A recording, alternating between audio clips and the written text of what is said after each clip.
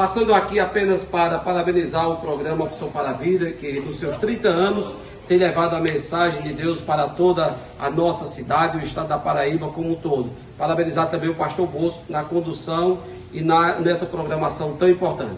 Estamos iniciando mais um programa Opção para a Vida nessa manhã de segunda-feira, hoje 3 de maio, iniciando o dia, mais uma semana e o mês dedicado à família, o mês que se celebra o Dia das Mães. Hoje também é o dia do sertanejo, se você não sabia, o homem do campo.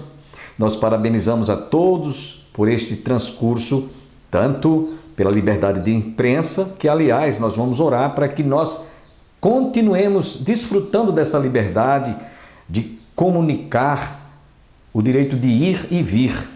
Portanto, curve a sua fronte e agradeçamos a Deus.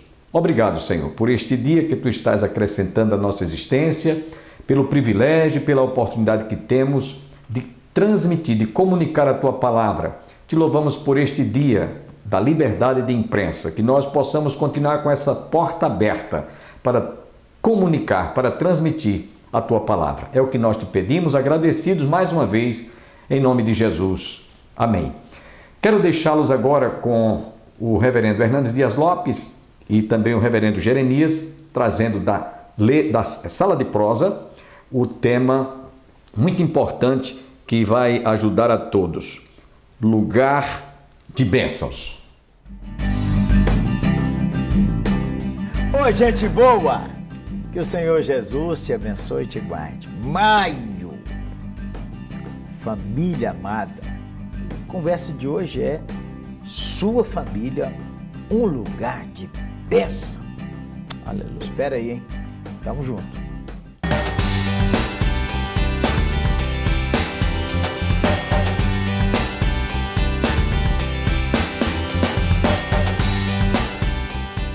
Toda família é lugar de bênção, mestre? Deveria, mas infelizmente não é uma realidade. Uma vez uma pessoa falou comigo, desculpa, você ia, eu entrei. Mas é para aproveitar, assim, a conversa nossa é assim, menina. Não pode perder. A gente dá seta e entra. Não pode perder o fio da meada, vai lá. Perde não. Uma pessoa me disse assim, eu leio a Bíblia e só encontro famílias disfuncionais. É um exagero, né? Quando a pessoa diz assim, tudo, todo mundo... Eu gostei dele, é exagero, né? Tudo, todo mundo, ninguém... Tem, né, minha? Vamos lá. Nem toda família. Tem muita família preciosíssima na Bíblia, né? Cita um aí. Preciosíssima. Por exemplo, a família de Marta, Maria e Lázaro. Mesmo tendo aqueles rem. Jesus gostava de ficar lá, né? A gente gostava de ficar lá. É maravilhoso. Esse maravilhoso. Então, não tem família perfeita. Certo. A sua não? Não é perfeita, né? Não, até pelo fato de eu estar lá. Se ela fosse perfeita, só o fato de eu estar lá já não seria mais.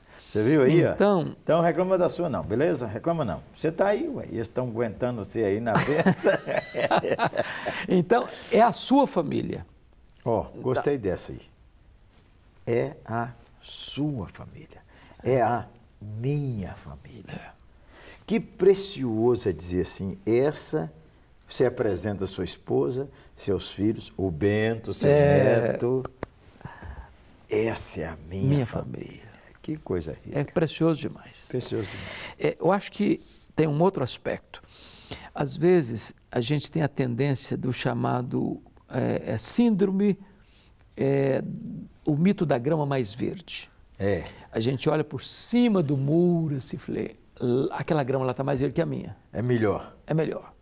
E aí, porque você só vê a família do seu amigo produzida. Você não vê nos bastidores. Só vê na festa. Só vê na festa, só na foto, na fita, como você diz, né? Na fita tá legal. Mas toda família, nos bastidores, tem suas lutas. Toda. As que a sua tem são semelhantes, não são iguais às minhas, nem são iguais às outras, mas são semelhantes, não é? E uma família, um lugar de bênção, por que vira um lugar de bênção? Primeiro porque, penso eu, tem investimento. De amor, de afeto, de carinho, de respeito. Segundo, porque tem a bênção do eterno. Onde tem a bênção de Deus, ali floresce, ali tem vida. Tem choro? Tem luta? Tem noite difícil de passar? Tem também. Mas tem a bênção do Eterno. Ó, quando você passa por uma tribulação, às vezes você vê aquela tribulação, mas não faz o outro raciocínio. Qual é o outro raciocínio? É que Deus só autorizou essa tribulação porque o diabo queria, era 100 vezes mais. Mas o Senhor, na sua bondade, não deixou, não. Ele cuida de sua família quando você está dormindo. Ele cuida de sua família quando você está pirraçando. Ele cuida de sua família quando você está orando. E Ele cuida de sua família mesmo quando você esquece de sua família. Yeah. Me dá aí 3 conselhos para quem está passando dias assim que acha que não tem bênção na família dele. Primeiro, olhe com outros óculos e veja o que tem de bom na sua família. Luta todo mundo tem, mas e olha toda que tem... família tem coisa boa. Toda família tem coisa boa. Toda. Toda família. Então, olhe o que tem de bom na sua casa. Segundo, olhe o fato de você estar com saúde. Já pensou? Você tem um corpo perfeito. Tem problema? Tem também. Ou não tem um corpo perfeito, mas você está vivendo. Tem quanta gente que gostaria de estar vivendo com a situação que você está passando e não está vivendo. Gente melhor que a gente. Melhor que a gente. É. Então, e terceiro? Terceiro, faça o seguinte, invista em vez de ficar cobrando, dê em vez de ficar exigindo, elogie em vez de ficar criticando, semeie em vez de só querer colher. E você vai perceber que o clima vai mudar na sua casa. Deixa eu te dar 3 sugestões também. Primeiro, faça uma oração por essa família todo dia. Todo dia. E se eu tiver com raiva da família, ore uma boa oração. Ore para Deus abençoar, para Deus derramar, para Deus fortalecer, para Deus curar. Segundo, economize palavras duras, palavras ruins. Mesmo no WhatsApp, você só está falando com o marido, você só está falando com a esposa, você só está falando com seus irmãos. Diga palavras duras, não. Palavras duras suscitam ofendem ira. o Senhor, entristecem o Espírito Santo. E suscita a ira também. Suscita a ira, atrai a opressão do diabo. Palavras duras são aquilo que desonra o Senhor. Terceiro, perdoe mais. Abra uma conta aí para esse povo de sua família. Tem hora que a gente tem que abrir uma conta gorda, que eles vão sacando, inferindo, enchendo. Aí, quando eles falaram assim, me perdoe, já estava aqui no saldo. Bom, pode sacar mais. Abre uma conta do perdão, assim, ó. Eu aprendi isso com Claudinha, né, minha esposa, que eu pirracei ela um dia, menino. É mesmo? Depois eu caí em mim, mas eu fiquei com tanta vergonha da irritação que eu produzi nela. Aí abracei ela e falei, eu preciso que você me perdoe. Ela falou assim, seu saldo aqui ainda está grande. Isso aqui é bênção. Mas não aproveita muito, não. Mas esse é um ponto importante, porque às vezes, quando a pessoa só saca e não deposita, o saldo está sempre no vermelho. Na hora que passa um pouquinho do ponto, a pessoa não tem crédito para retomar. É isso mesmo. Então é preciso investir, é preciso elogiar. De vez em quando, leva uma flor para a esposa. Cafezinho pro marido, né? Cafezinho bom, menino. Maravilhoso, hein? Vai lá dar um beijo no seu filho, na sua filha, lá enquanto ele está dormindo, não importa a idade que ele tenha. Não é verdade? É verdade. Dá um beijo no filho, na filha, fala, eu amo você, isso é importante para mim. Procure saber como é que está o seu trabalho, como é que está a sua vida. Se interessar pela vida dos filhos. Da família. Da família. E a família, tem mais, né? Tem os irmãos, quem tem pai vivo, quem tem mãe viva, igual tem mãe de 93 anos. E tem que privilégio, hein? Que privilégio. Benção. Olha, põe no seu coração, minha casa, meu irmão compôs, minha casa será uma casa de bênção. Minha casa será um lugar de adoração. Nós estávamos conversando aqui nos bastidores, antes de começar a gravar. Você que não sabe, menina. E lembrando da família do Josué. Né? Josué da Bíblia. Esse aí, ó. Né? Onde ele diz, eu e a minha casa serviremos ao Senhor. Amém. ele é um líder que toma decisões que reverberam, que refletem lá na sua casa, lá na sua esposa, lá nos seus filhos. Que bom que a gente tenha gente assim. Eu quero servir a Deus, mas eu quero que a minha casa também sirva a Deus. Há dias difíceis que você pode estar enfrentando. Não perca a esperança. Volte para a palavra do Senhor, leia a palavra do Senhor, olhe as promessas do Senhor. Se ninguém na sua casa estiver orando, tem um orando pela sua família, você. Se ninguém na sua casa tiver, como disse o mestre aqui, elogiando, tem um, você. Se ninguém na sua casa quiser lutar pela sua família, ei, lute pela sua família e fale bem da sua família e fala com o Senhor, que essa família vire um lugar de bênção. E nós pregamos e nós cremos nisso, né, pastor Jeremias, que para Deus não tem problema insolúvel, não tem vida irrecuperável, não tem casamento sem solução, exatamente. Não tem família que não possa sair dos escombros, das cinzas e ser uma bênção nas mãos de Deus. Vamos orar por isso, que nesse mês de maio você surpreenda a sua família, investindo, foi a primeira palavra que o mestre disse, investimento. Invista na sua família. Nós estamos investindo daqui, 8ª e LPC. E agora vamos orar para que sua casa seja uma casa de bênção. Olha por nós, querido. Oro, uma honra. Bendito seja o Senhor que dia a dia carrega o nosso fardo. Amém. Bendito seja o Senhor que todo dia nos cumula de bênçãos. Senhor, há famílias sofrendo, dores, angústias, palavras duras, até separação. Tem misericórdia. Há famílias lutando com enfermidade, com descrença, com incredulidade. Há famílias que endureceram tanto uns com os outros, que machucam só de olhar. Senhor, oramos pelo bálsamo da cura, amém, da presença do Senhor nessas famílias, amém, reconciliando corações, trazendo perdão, curando as feridas. Também há famílias muito alegres, muito contentes por causa da bênção do Senhor, que essa bênção seja multiplicada nessas amém, famílias. Que nesse mês de maio, Senhor, cada família aqui que segue conosco no Sala de Prosa, receba do Senhor graça, amém, para vencer a dor, alegria para ter mais alegria e força para caminhar. Amém. Oramos no santo nome de Jesus. Amém. Amém. E amém. Sala de Prosa, hein? Obrigado por você seguir conosco. Fala 3 coisas boas de Sala de Prosa aí.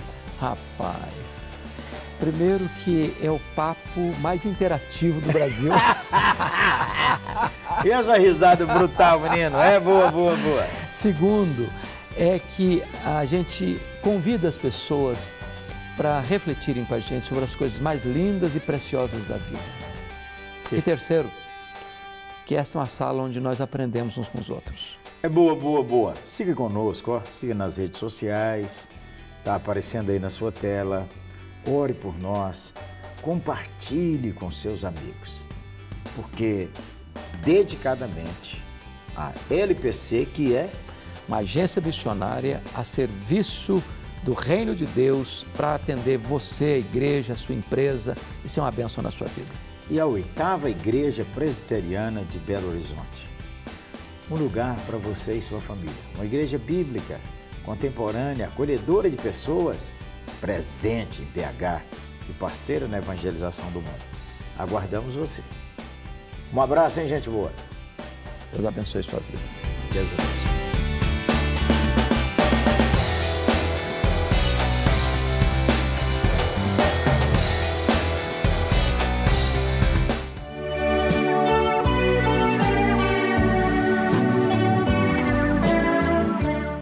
Queridos irmãos, a graça e a paz do Senhor. Também saudamos aqueles que estão acompanhando a transmissão desse culto nesta noite. Chegamos ao final desta conferência e hoje, nesta ocasião, iremos refletir na relação do Evangelho com a cultura, ou da redenção. Quando nós falamos a respeito da forma como nós vemos o mundo, chamamos isso de cosmovisão, não é apenas a forma que nós olhamos em termos físicos para a cultura que está ao nosso redor, mas a forma que a percebemos, que a interpretamos. Se nós não temos lastro, se nós não temos fundamento, nós seremos de fato influenciados pelas coisas desse mundo e estaremos certamente indo contra o Evangelho de Jesus. O nosso texto nesta noite é Colossenses capítulo 1. Nós vamos ler do versículo 13 ao versículo de número 22, Colossenses 1, do 13 ao 22. Já lemos mais cedo esse texto, mas iremos retornar a ele e pensarmos nele nesta ocasião. Nesse texto nós iremos perceber inicialmente que o fundamento desta passagem, desse trecho em que o apóstolo Paulo trabalha, é a redenção e o alcance da redenção. Primeiro, o apóstolo Paulo vai nos mostrar sobre a supremacia e a suficiência de Cristo sobre a redenção. Depois Paulo vai nos falar sobre a supremacia e suficiência de Cristo sobre a criação. E por fim, Paulo irá nos falar sobre a supremacia e suficiência de Cristo sobre a igreja. A extensão desta obra salvadora de Cristo é o que Paulo está querendo nos ensinar aqui e está nos ensinando. É que a salvação em Cristo, ela banha, ela rega toda a criação. Da criação natural aos homens, à igreja, ao mundo espiritual, aos anjos, a tudo que existe no mundo invisível. Jesus é Senhor sobre todas as coisas. Um pastor reformado holandês, que foi primeiro-ministro da Holanda, final do século XIX, início do século XX, chamado Abraham Kuyper, disse em um dos seus discursos: não há 1 centímetro quadrado que Cristo não reivindique, me pertence, ou é meu. Tudo na criação pertence a Cristo e está sob o senhorio de Cristo. Ele governa sobre tudo e sobre todos, como dizem as Escrituras Sagradas. Vamos ler, irmãos, esta passagem e vamos então meditar nelas nesta noite. Ele nos libertou do império das trevas e nos transportou para o reino do seu Filho amado, no qual temos a redenção, a remissão dos pecados. Este é a imagem do Deus invisível, o primogênito de toda a criação, pois nele foram criadas todas as coisas, nos céus e sobre a terra, as visíveis e as invisíveis, sejam tronos, sejam soberanias, quer principados, quer potestades, tudo foi criado por meio dele e para ele. Ele é antes de todas as coisas, nele tudo subsiste. Ele é a cabeça do corpo, da igreja. Ele é o princípio, o primogênito de entre os mortos, para em todas as coisas ter a primazia. Porque aprouve a Deus que nele residisse toda a plenitude, e que, havendo feito a paz pelo sangue da sua cruz, por meio dele reconciliasse consigo mesmo todas as coisas, quer sobre a terra, quer sobre os céus. E a vós outros também, que outrora éreis estranhos e inimigos no entendimento, pelas vossas obras malignas, agora, porém, vos reconciliou no corpo de sua carne, mediante a sua morte, para apresentar-vos perante ele santos, inculpáveis e irrepreensíveis. Amém. Curve sua cabeça, vamos ao Senhor em um breve momento de oração. Pai querido e eterno, Pai, Deus de toda graça, de todo amor, de toda redenção, Senhor que nos criaste e que nos salvaste, Tu és bendito. Pedimos encarecidamente nesta noite que o Senhor fale conosco pela Tua palavra, que somente ela, Senhor, brade no nosso meio. Que o Senhor fale ao seu povo com grande poder, com grande autoridade, com a voz divina que instrui o seu povo na sua peregrinação. Nós não precisamos nada além disso, Senhor. Não precisamos de exibição de conhecimentos humanos, não precisamos de erudição humana. O que nós precisamos é ouvir claramente a Tua voz, falar conosco, nos ensinar a Tua palavra, e que os nossos corações saiam daqui nesta noite aquecidos, que a nossa alma saia daqui nessa noite alimentada, nutrida, suprida, Senhor, consolada, edificada e exortada. Que o teu povo não seja despedido desta reunião de culto e adoração a Ti, sem ser nutrido pela Tua palavra nessa noite. Tenha misericórdia de mim, Senhor, vaso de barro que não possui nenhuma glória, mas que o Teu Espírito nessa noite, que é o penhor de nossa salvação, seja misericordioso, mestre da igreja, consolador amado, aquele que nos guia em toda a verdade, aquele que é o Espírito de Cristo, que Ele esteja nos instruindo, Senhor, nos guiando, iluminando a nossa mente para entendermos a revelação. Essa é a nossa oração, no nome daquele que é o Amém, Jesus Cristo, o Senhor, em que nele reside toda a plenitude da divindade. Amém e amém.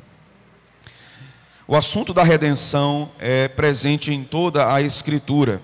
Não há na Escritura um livro sequer que não trate sobre a redenção.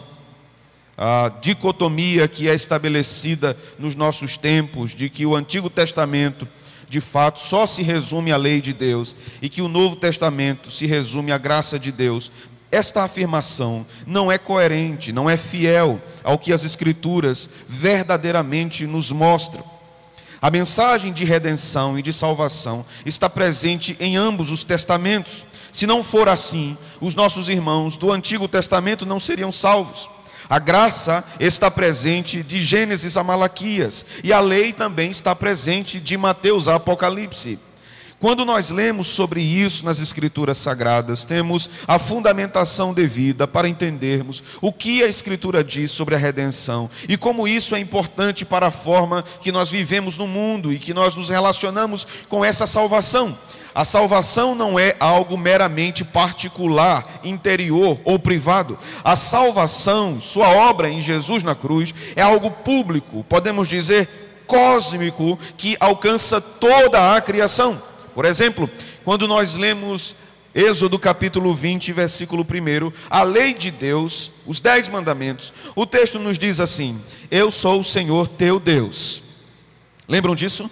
Que te tirei da terra do Egito, da casa da servidão. O que o prefácio dos 10 mandamentos está nos ensinando? Vocês foram tirados do Egito por obra da minha graça, por meu amor. Isso é graça, redenção no Antigo Testamento. Depois disso, então, o decálogo inicia com o primeiro mandamento dizendo: eu sou o Senhor teu Deus, que te tirei da terra do Egito e da casa da servidão. Por que então a lei é dada ao povo de Deus? Porque o povo foi alcançado pela graça, foi tirado do Egito, e Deus não quer mais que o seu povo viva em prisão, viva em liberdade, e essa liberdade só pode ser vivida se houver graça. Por isso que Jesus disse no Novo Testamento, no Evangelho de João: e conhecereis a verdade, e a verdade vos libertará. Se o Filho vos libertar, verdadeiramente sereis livres. A graça de Deus é mostrada desde o Antigo Testamento, quando Deus acha graça em Noé, quando Deus mata um animal e com sua pele faz roupas para Adão e Eva. Ali é a manifestação da graça de Deus cobrindo o pecado do homem e da mulher. Ali, quando Abraão atende ao mandado divino e sobe aquele monte com o seu filho para sacrificá-lo, atendendo o mandado do Senhor, quando o anjo interrompe, então Deus providencia um animal para ser morto. A pergunta de Isaac, que dizia: pai, aqui está a lenha, aqui está a faca ou o cutelo, e onde está o cordeiro? Esta pergunta é respondida anos depois, pelo último profeta do Antigo Testamento, João Batista, no capítulo 1 de João, versículo 29. João responde a pergunta de Isaac, apontando para Jesus e dizendo: eis o Cordeiro de Deus que tira o pecado do mundo. A redenção é mostrada em toda a Escritura. Paulo, então, escreve algo maravilhoso, profundo, abrangente e urgente, não só para a igreja que estava em Colossos, mas para a igreja congregacional do Calvário, em Campina Grande, nesse dia 11 de abril de 2021, no meio de uma pandemia.